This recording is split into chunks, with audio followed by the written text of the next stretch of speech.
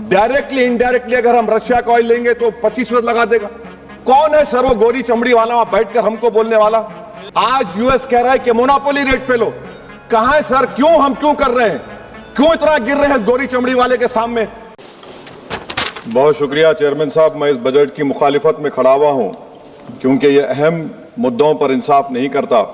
मिसाल के तौर पर सर, अगर आप देखेंगे मुस्लिम एनरोलमेंट जो यूडीआईसी का डेटा है 2021-22 का, मुसलमानों का एनरोलमेंट गवर्नमेंट का डेटा बोलता है प्राइमरी में 15%, यूपी में अपर प्राइमरी में 14%, सेकेंडरी में 12% और हायर सेकेंडरी में 10%। प्राइमरी से लेकर हायर सेकेंडरी तक आते सर 5% की गिरावट होती है। वही सरकार का एआईएसएचई का डेटा है 2020-21 का।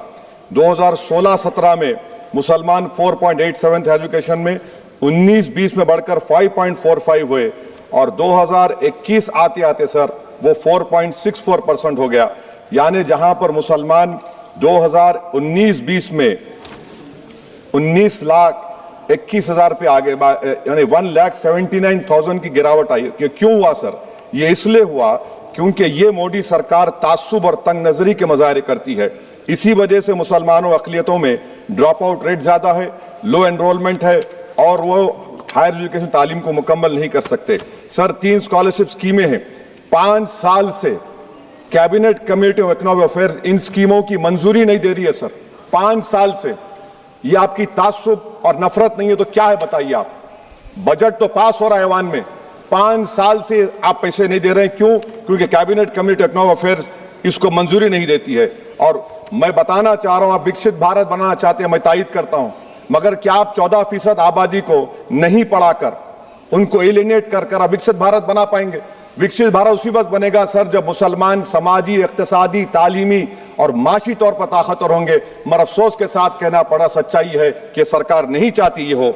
सर मैं हुकूमत से पूछना चाह रहा हूं कि यूनिट कॉस्ट स्कॉलरशिप का 2007 और 8 से रिवाइज नहीं हुआ क्योंकि जो तालीम का कॉस्ट है उससे मैच नहीं कर रहा है। आप 3 स्कॉलरशिप को डिमांड ड्रिवन नहीं कर रहे हैं। 11 साल से आप 10 स्कॉलरशिप नहीं बढ़ाए, वही नंबर ला के रख दिए। मैं डिमांड ड्रिवन करने का मुतालबा करता हूं। सर प्री मैट्रिक स्कॉलरशिप को क्यों 9th और 10th से शुरू किया था? Sir highest drop out rate मुसलमानों का है और हमारे मसीहा वेस्ट बंगाल में बैठे, वहां पर ड्रॉप आउट रेट मुसलमानों का 23%, आसाम में 30%। आसाम की सरकार गोली मारने का वीडियो कम बनाएगी तो शायद मुसलमान पढ़ ले तालीम में। सर मैं मुतालबा करता हूं कि मौलाना आजाद फेलोशिप को दोबारा शुरू किया जाए ताकि अक़लियती और मुस्लिम बच्चे हायर एजुकेशन मुकम्मल कर सके। पेरेंटल इनकम आप इजाफा क्यों नहीं कर रहे सर? 1 लाख रुपए, 1.5 लाख रुपए क्या स्कॉलरशिप मिलेगी सर बताइए आप? और सर आपको मिसाल दे रहा हूं, आप तो काबिल आदमी है। 2022-23 में बजट था माइनॉरिटी मिनिस्ट्री का 5,000 करोड़, कितना आपने खर्च किया? 16%। 22-23 में सर बजट था 22-23-24 में 3,000 करोड़, 5% खर्च हुआ सर। 24-25 में बजट था 3,180 करोड़, 22% खर्च हुआ सर। पीएमजेवी के स्कीम है 1,914 करोड़, उसको आपने कम कर दिया 1,565 करोड़। तो मैं सरकार से मुतालबा करता हूं कि मिनिस्ट्री ऑफ माइनॉरिटी के बजट का 10,000 करोड़ कम से कम होना चाहिए। तासुबियत को खत्म करिए आपकी स्कीम में। सर दूसरी बात, इनकम टैक्स के बेनिफिट मिलती थी हमारे फौज के सिपाहियों को जो विकलांग थे, आपने इनकम टैक्स बेनिफिट छीन लिया उन लोगों को। ये कैसा इंसाफ है आपका बताइए? जो फौजी सर्विस में है, अरे प्राइम मिनिस्टर अगर एक ट्रेन की झंडी दिखाएंगे तो उससे बढ़ के पैसे खर्च हुआते, तो आप क्या बचा रहे? सर 11-12 साल से वजीर आजम मोदी हैं, हमारी एयरफोर्स का स्क्वाड्रन गिरकर 29 पर आ गया। 12 साल से आप प्रधानमंत्री हैं, हम एक मिड एयर रिफ्यूलर एवैक्स को नहीं बढ़ा सक रहे। पाकिस्तान के पास हमारे ज्यादा एवैक्स है और ऑपरेशन सिंदूर में हमने देखा कि कितनी तकलीफ हुई। सबमरीन का शॉर्टेज है, आपको फिक्र नहीं है सर। और हम 3rd एयरक्राफ्ट कैरियर हम भूल गए। आखिर कैसे हम चाइना को इंडो पैसिफिक में रोक पाएंगे? ये देशभक्ति नहीं है सर। हमारी फौज में कमी है। क्या ये मुल्क इतना कमजोर हो गया कि हम अपनी फौज में बच्चों को भर्ती नहीं करा सकते? अग्निपथ स्कीम का रिव्यू होना चाहिए। इस ऐवान में चाइना बॉर्डर पर एक बहस होनी चाहिए। सर आप आ जाइए यूएस ट्रेड डील पर, जो ट्रंप ने एग्जीक्यूटिव ऑर्डर 6 फरवरी का निकाला, सेक्शन 4 कोट कर रहा हूं। डायरेक्टली इनडायरेक्टली अगर हम रशिया का ऑयल लेंगे तो 25% लगा देगा। कौन है सर वो गोरी चमड़ी वाला वहां बैठकर हमको बोलने वाला? किस हमने इस मुल्क को आजाद इसलिए करवाया था कि वहां बैठकर बोलेगा मैं जिससे चाहा तेल खरीदूंगा। तुम होते कौन हो? तुम मेरे माई बाप हो क्या?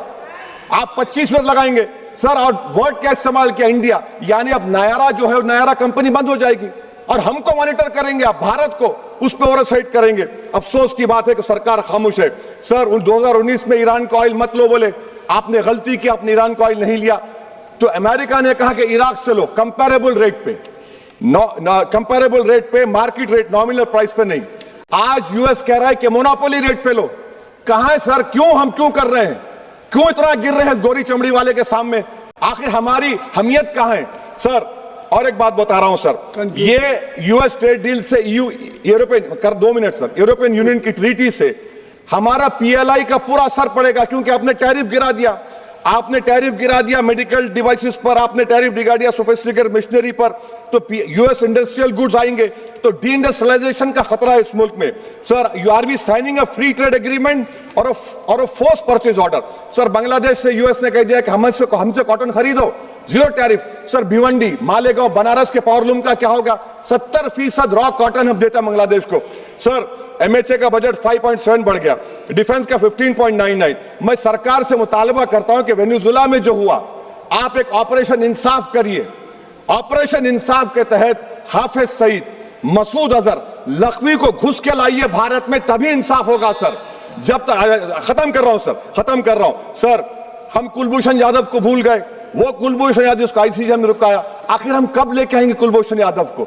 वजीर आजम इजराइल को जा रहे हैं, मैं उनसे ये मुतालबा करता हूं कि वो गाजा को जाएं, 15 मिनट जाकर देखें, 60,000 फलस्तीनियों खत्म कर दिया गया। और नेतन्याहू पर आईसीजे का अरेस्ट वारंट है, आईसीसी का, और आईसीजे में केस चल रहा है सर। तो मैं आपसे मुतालबा करता हूं कि वजीर आजम गाजा के बारे में देखें। मैं ज़ायनिज़्म मुर्दाबाद बोलता हूं, भारत जिंदाबाद। और ये सरकार तेलंगाना से नाइंसाफी कर रही है, कुछ नहीं दे रही है। बहुत बहुत शुक्रिया सर।